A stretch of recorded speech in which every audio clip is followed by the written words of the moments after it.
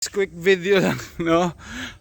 Paano ko ina-align yung trunk lid sa trunk, sa kahan ng trunk. I think ito yung pinakamahirap na part sa build. Okay, yung pag-install ng trunk lid tsaka bumper, yun ang pinakamadali, no? Sabi ng miss ko, baklasin muli. So baklas, kabit, baklas, kabit.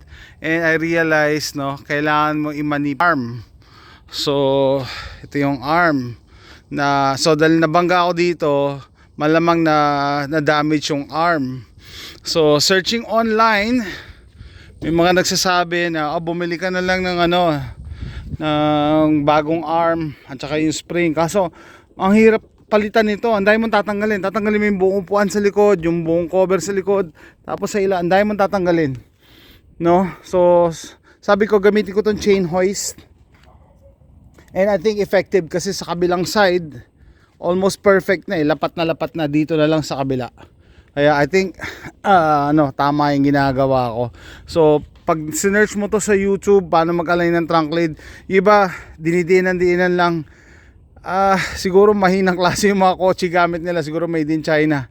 Kasi ito kahit sakyan mo hindi mo to mabibend Kailangan mo ng puller. So ito ginamitan ko ng hoist, no? Kinapit ko sa bumper para siya mag-bend. Ito may dito sa bend na to para maglapat.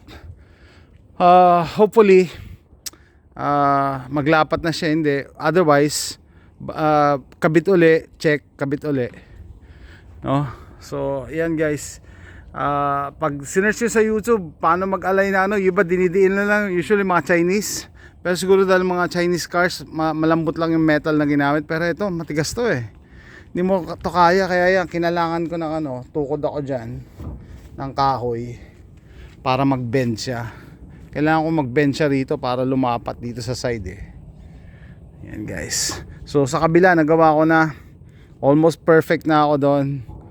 Dito na lang, sabi ng miss ko, baklas ka ng baklas kasi naiilang ako hindi lapat Sabi ko baka may papasok na tubig dyan or yung usok. Yan, natitrigger yung OCD ko Pero ito, good tip, hindi nyo to kaya na mano-mano. Nag-try din ako ng strap na ganito, hindi niya kaya i-bend yan. Kailangan mo ng at least ganito, no? Steel chain para mag-bend dito. Matigas to, tong arm ng trunk lid. Hindi yan basta-basta magbe-bend or mag-shape, no? So ganoon lang.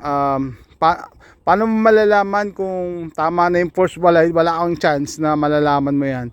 So kabit yan, batak, tanggal, test fit, batak, test fit, ganoon lang. So yan ang update. Ito siguro yung pinakamahirap na part, yung pag-align ng trunk sa trunk lid. Pero buti meron ako nito, bili ko sa Amazon.